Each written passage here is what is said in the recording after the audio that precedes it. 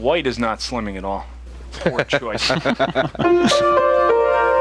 like the music, though. I wonder who came up with that theme.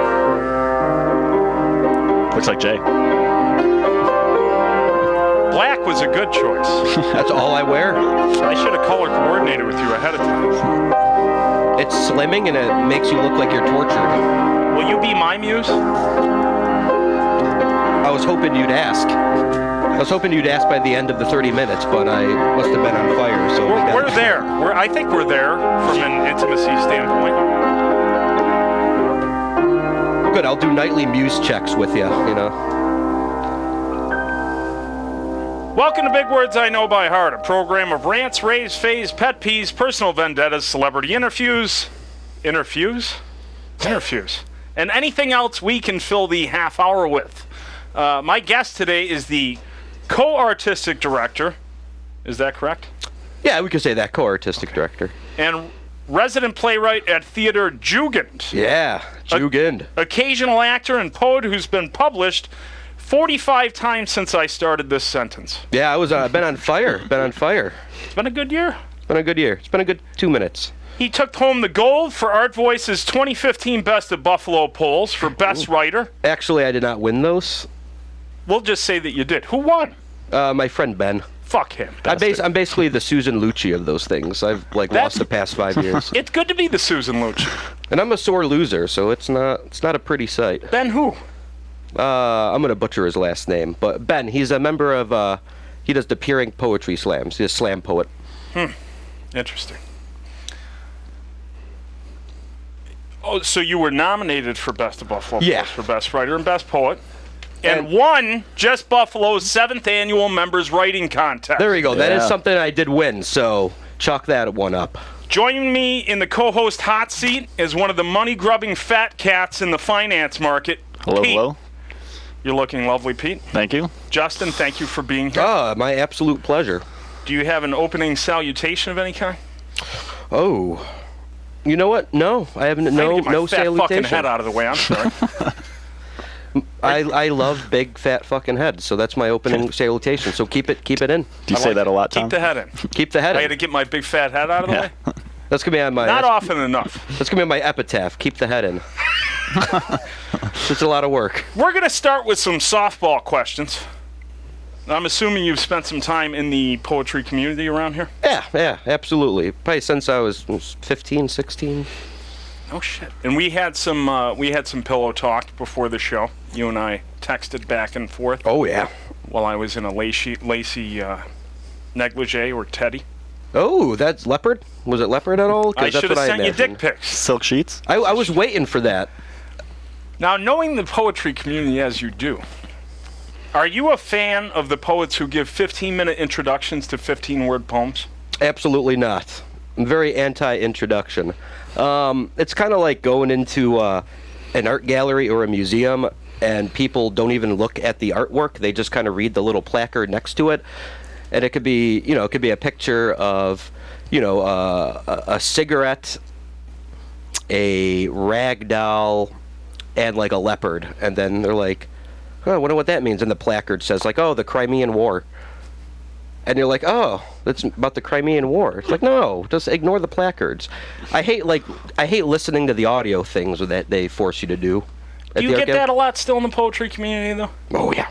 30-minute intro? I mean, I've come to the point where I'm like, just, the poem is the introduction. It should be. Like, that's it. You figure it out. You figure out what the fuck it's about. I'm not going to tell you. Listen to the poem. In all honesty, it's usually, like, funnier and better written than the actual poem itself. And it's, because it's a conversation. And then it could be like, oh, this poem is about,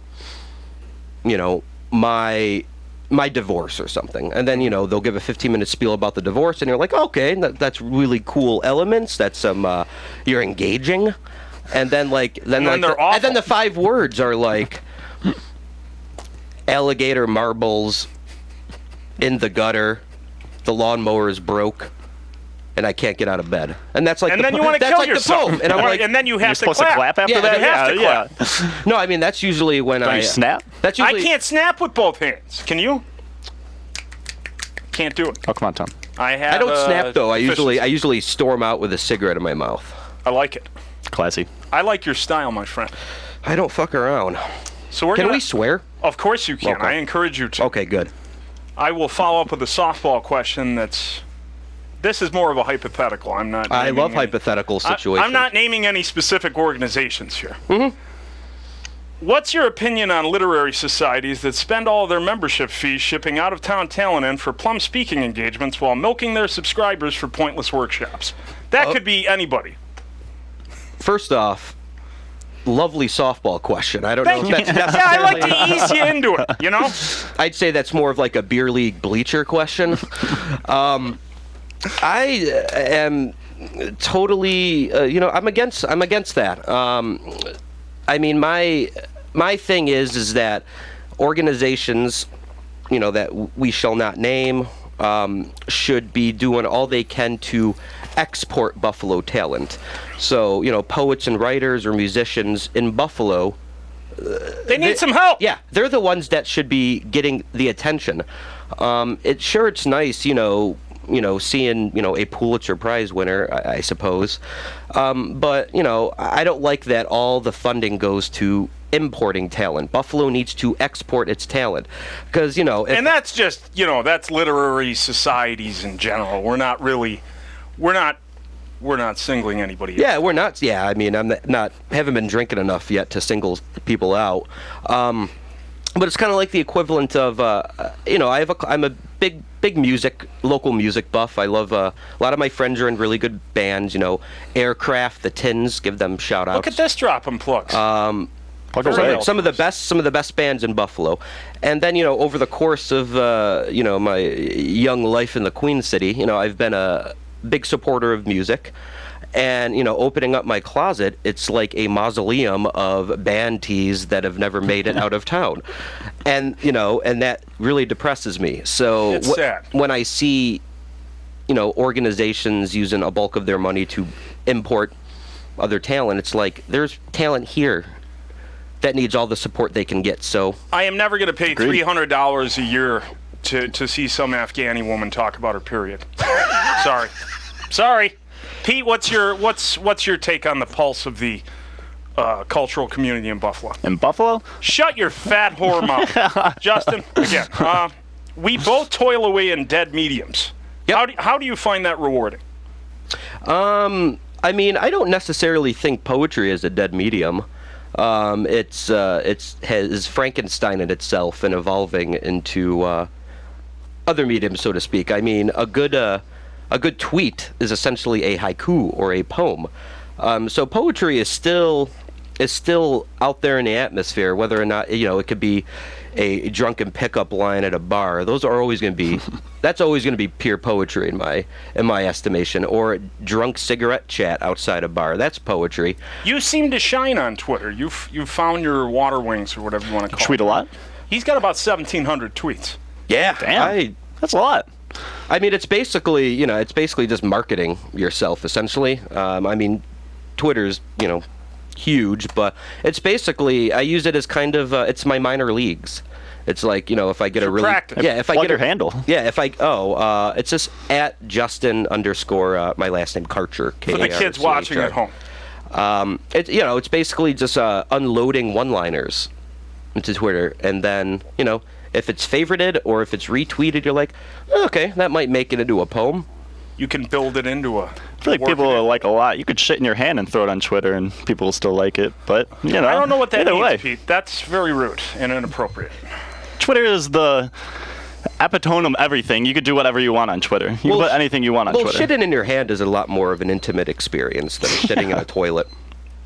Very true. It's more intimate. I approve of more We'd intimacy. have monkeys with Twitters. Wow. You could go in a lot of directions from there. Well, The shitting in the hands or social media? I mean, All they're of basically both. the same All of thing. it. It's a They're rich basically the same tapestry. thing. We live in a postmodern landscape of... I got nothing.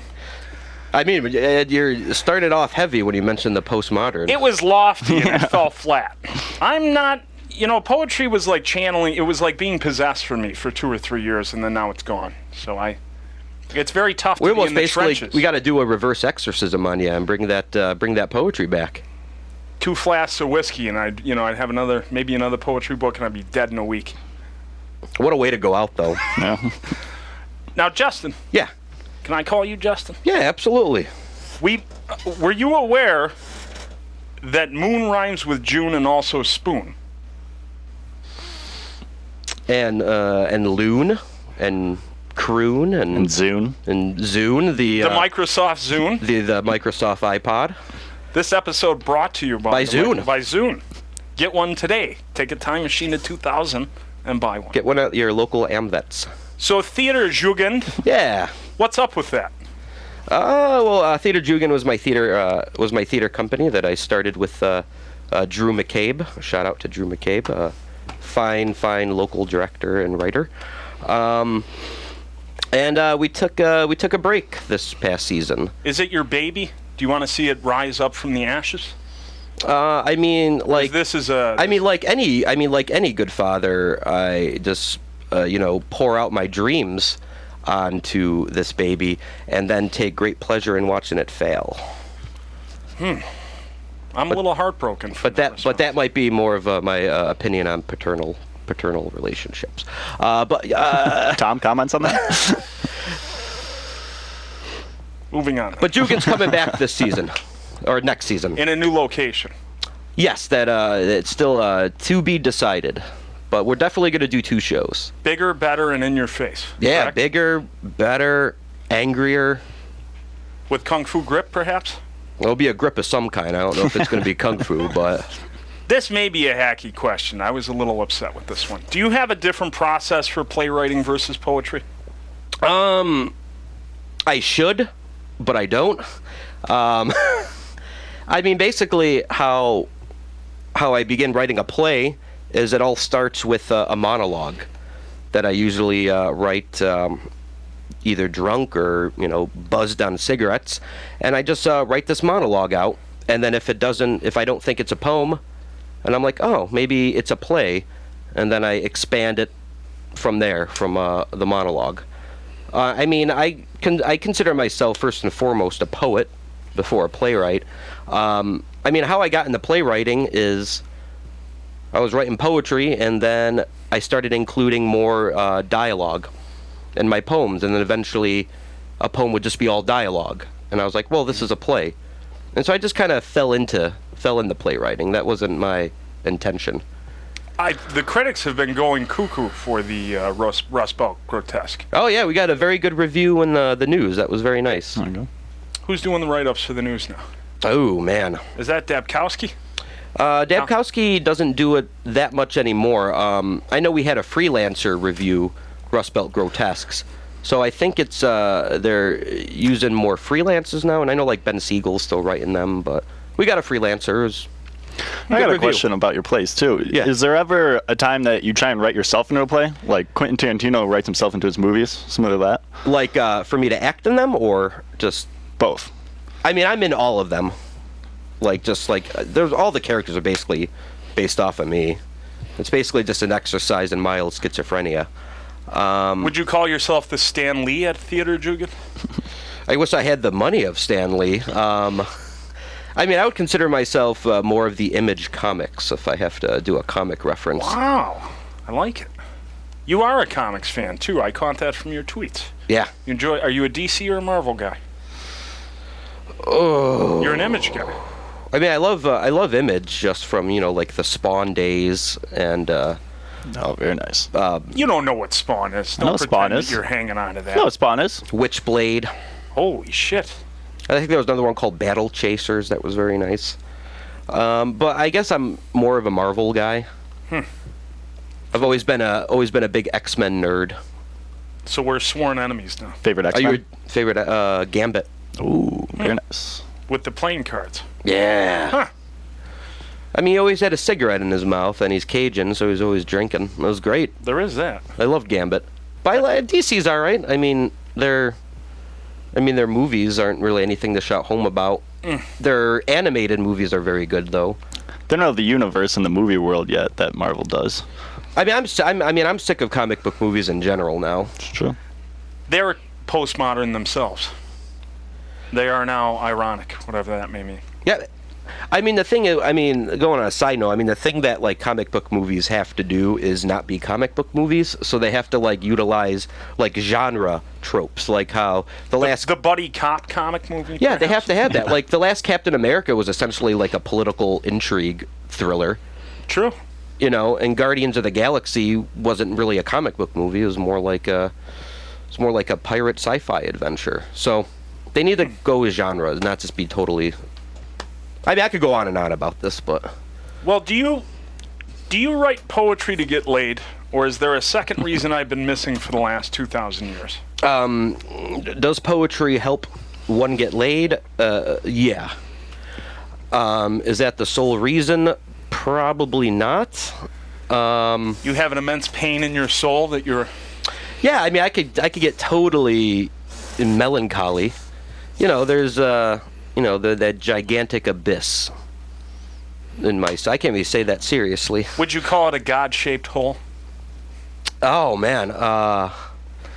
Yeah, I would say it's a God-shaped hole, trying to use poetry to facilitate faith and all that. You heard it here first, folks. Justin is a God-shaped hole. Yes. Would it be awkward if I caressed your beard? No, you can absolutely caress it. Thank you. Oh my God, it's soft. You only see that here. Imagine. It's really beautiful. soft. It's beautiful. It's like goose down. It's like a lion mane of a pillow. It's great. I would be a little spoon for you, Justin. You would. I would be the little spoon. I like nestling in the beard. I like grabbing and holding on like a life raft when you're drowning. Pete had a beard and lost it. I shaved. Where did it go? Down the drain. Was it work related for your work? It was. How was the work going at your work? Pretty good. Good. Moving on. I mean, no one should ever shave their beard, but... I can't grow one. It's I'm a rough Indian world out there. Irish, so I get sprouts on the side. Is it red? It's just awful. It's just... Eventually it will sprout into one thing. Maybe old man derelict beard when I'm 70, watching Jeopardy. Call that the paper bag beard. Paper bag beard. I like it. Nothing wrong with Jeopardy. I felt like that was a slam against Jeopardy. No, not at all. Not by any means. Is it safe to say... Oh, I skipped one. Who's the bigger bag of crazy, actresses or poets? Actresses, hands down. You didn't even hesitate. No. Actresses. Why? More personalities? Think they got to be bipolar when they do a role? I mean, probably they're already bipolar for starters, so that's more like method acting at that point.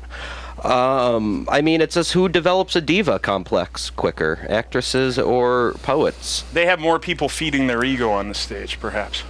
Absolutely. I mean, there's generally more theater coverage than there is, literary or poetry coverage. And most of them are trained to be dancers when their uncle touches them at the age of 8, right? Yeah, I mean, I poets too. That's true. So there's uncle touching on both sides of this. Yeah, I'm pretty sure there's uncle touching everywhere at some point. Pete, where do you weigh in on uncle touching? I try and stay away from it. I'm not an uncle yet, but you're against I'm going to do my best. You're roundly against it? Yes, I will say that, yes. You did some research and you have a whole page of questions, so ask another question. It might be stupid. What I want to say is, do you ever been heckled in a reading? And do you have comebacks? And are your comebacks in a poem form? That's a good one. Oh, being heckled. I love being heckled. Because, mind you, I'm usually half in the can at this point anyways. So I kind of when heckling starts, back in the day when I was younger, I kind of used to be more like an Iggy Pop. Sort of like I would try to hurt myself on stage. You just start randomly punching yourself or... it's hard to heckle you after that. Yeah. And then, but yeah, my usual one-liners at hecklers are, usually in poem fashion. But there's not a lot of hecklers in poetry. Yeah, it doesn't seem like it. People are quietly... people are vicious. quietly judging. Contemplate. Yes, they're constantly judging. Oh, God, of course. I would like to be heckled more, though. I would like it to be more like how they have that Gauntlet American Gladiators. Like that would be great. The more poetry cage match. The more shit that gets thrown at me while reading, like the better. And like yelling, screaming. Fresh produce. Yeah, cops. That's not genetically modified. Cops busting in, a woman giving birth in the corner. Just load me up with those. It's great. Like a 17th century Russian street scene. Oh yeah. For the bonus segment, you soared with the sound of sirens and dirty mattresses. Oh, I love that. I mean, I'm pretty sure the image of a dirty mattress has made its way into most of my work. Hey, the sound's integrated well with the poem. We did, both of us read a lot of your poems before this show, and you have your own glossary of terms, perhaps. Oh, yeah. I should probably just come out with an urban dictionary just for me, like a Justin dictionary. Or. Do you have a favorite focus when you do imagery? What the hell does that even mean? Well, how specific do you like to be? Maybe that's a better question. The stranger, the better. I kind of pride myself on coming up with images that no one else has come up with. So I like using metaphors in new and interesting ways. So everything needs to be fresh. You're reinventing you are fresh. yourself. That is true. Every day. I try to, but the dressed in all black, chain-smoking, and beard consistency does not support that. Justin, is it safe to say that the poetry community in Buffalo is populated mostly by housewives who need to be fucked more often? I would absolutely say that's true. So that hasn't changed. I mean, it's kind of like most mediums have gotten taken over by, like hobbyists. And, I have no problem with people writing or doing music or doing any of that. I mean, hobbies are meant to be democratic, but if just don't pride yourself on saying that you're a poet when all you do is, write like... They're retired history teachers who are showing you their first draft of a sonnet. Oh, I've had that happen multiple times. Oh, yeah. And, I mean, there's a difference between having a passion for it and, having it be a hobby. This guy's throwing up in dumpsters on the weekends. You got to live the life. If you don't... I did not throw up in a dumpster this past weekend. I did, however, throw up in a tiny garbage can. Very tiny. I'm sorry. No, don't be sorry. I'm That's sorry. purging the demons. It is. You gotta do. What's the story behind the hot dogs? What about the hot dogs? There's a running thread of hot dogs. Other than they're tasty? Yeah. You and Carly. Yeah. What's the hot dog thing? Oh, Carly just loves hot dogs. Huh. I mean, there's not really any euphemism behind that. I didn't know if there was a symbolic attachment of some kind or if that was I don't know. I had no idea. I mean, I probably wish it was more of a symbolic attachment to that, but I mean, no, it's just pure gluttony for hot dogs. Hot dogs are tasty, they're fun. They are. Pete, you pro hot dog, anti hot I am dog? pro hot dog. I like to Footlongs. eat 3 footlongs at a time, and I don't even chew. I just take them down like a goose. Yeah, you just guzzle them down like Listerine. And there's nothing more masculine than that. Justin, if you were participating in a deaf poetry jam, which adjectives would you shout out during your reading for no reason? Oh, boy. That's a good question. Thank you. We moved up from the softballs. We're at fastballs, big league in the questions now. Gluttonous, serendipitous. Serendipitous would be a good one to shout out. Yeah. I like it. You're handling this show like a champ. I'd love talking about myself, so... Between E. Cummings and William Carlos Williams, who would win in a sword fight? And by sword fight, I mean 2 grown naked men jousting with their own penises. William Carlo Williams. Your reasoning behind that? He was a doctor in his real life, so I mean, he knows the surgical points in which to really hurt somebody. Uh-huh. Then again, E. Cummings was an ambulance driver. And he was in the war. Yeah, World War I. Always trust in a sword fight between poets the person that has more plain speak. And that would be the doctor from Paterson, New Jersey. That's a good tip. Good Is to it know. safe to assume that Maya Angelou suffers from the chronic malady known as resting bitch face? I would. That's a good one. I mean, I would love to suffer from that. Resting bitch face? Yeah.